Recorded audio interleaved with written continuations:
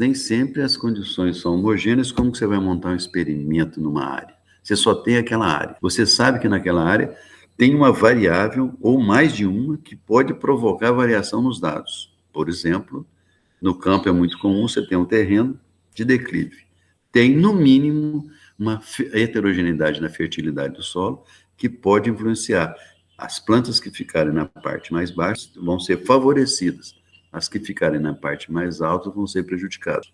Então, o primeiro passo é, tendo a área, dividir em faixas homogêneas. Ou seja, se você conhece a área, sabe o que está complicando? Vamos pegar um exemplo aqui para a gente seguir. Um exemplo no campo, um terreno de declive, você sabe que de cima para baixo a fertilidade aumenta.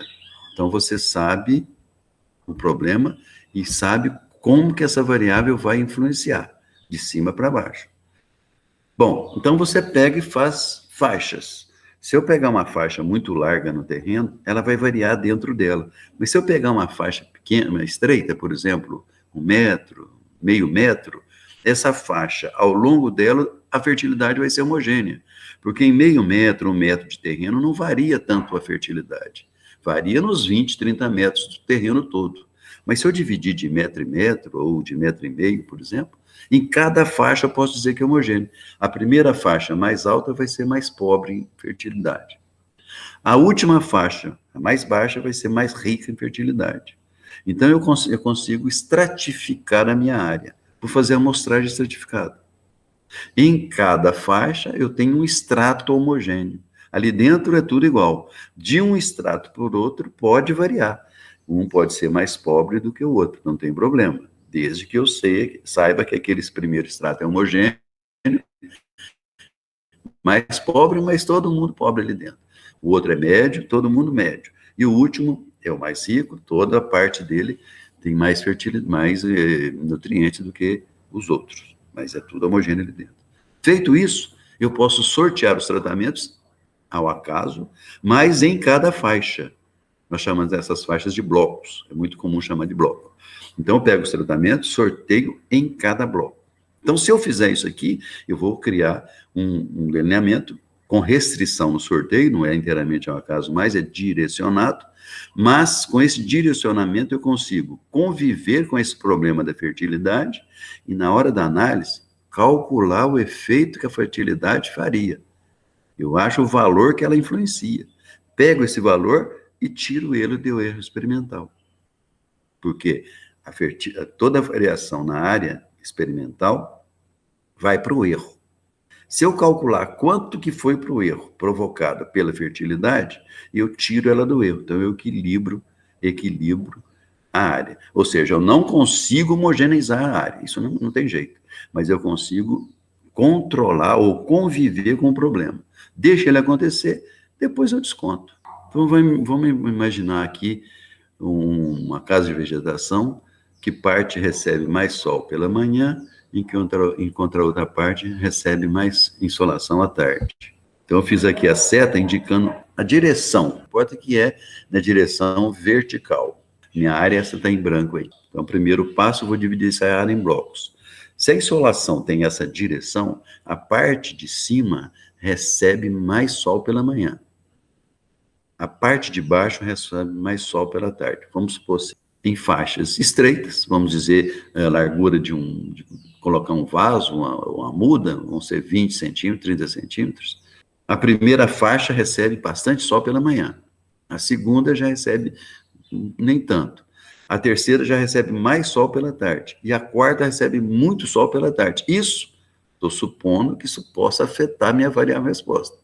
Você falar, não, isso não afeta, aí não precisa fazer. Então, eu fiz uma estratificação, ou bloqueei a área. Então, observem que os blocos, os estratos, são sempre perpendiculares à direção, por isso que você precisa conhecer a direção.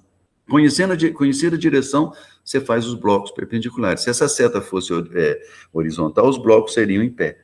Aí você pega cada bloco desse, divide nas parcelas e sorteia os tratamentos. No primeiro bloco, tem uma vez cada tratamento e sorteado. A, B, C, D, F.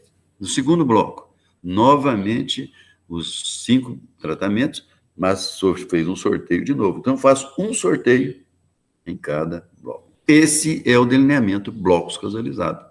porque eu fiz blocos e sorteei os tratamentos dentro dos blocos. Agora vamos falar aqui do exemplo do experimento no campo.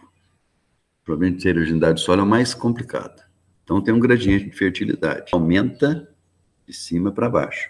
A lixiviação vai levando mais nutrientes para a parte mais baixa do solo. O que você faz? Faz de terreno mais alta, faz de terreno alta, baixa, mais baixa.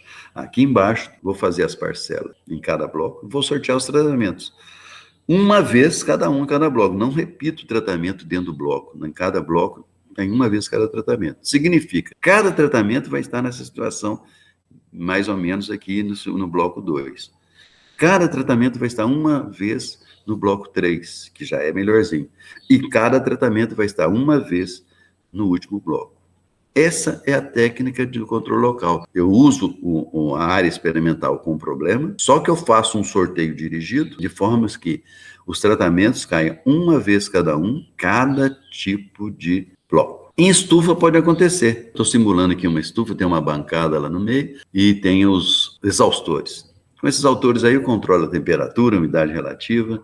A estufa é sempre controlada também para não ter problema de insolação. Tem a porta para controlar a entrada de pessoas. Então, numa estufa dessa, eu posso montar um delineamento inteiramente ao acaso. 5 tratamentos e 4 repetições. Eu pego a bancada, divido em 20 parcelas. Qualquer tratamento pode cair em qualquer parcela. Não tem linhas nem colunas aqui, não. Quer dizer, não tem blocos aqui. Olha na primeira linha aí. Eu tenho 2 tratamentos em seguida. Pode acontecer, pode misturar. É ao acaso. Então, uma estufa normalmente é feita para você poder fazer um experimento bem mais controlado. Delineamento DIC. Mas suponha que essa mesma estufa, você chegou lá, vou fazer um ensaio em DIC. Preparou o material, os tratamentos, 5 tratamentos, 4 repetições, 20 parcelas. Chegou lá e falou, vou fazer um sorteio inteiramente casualizado lá na bancada.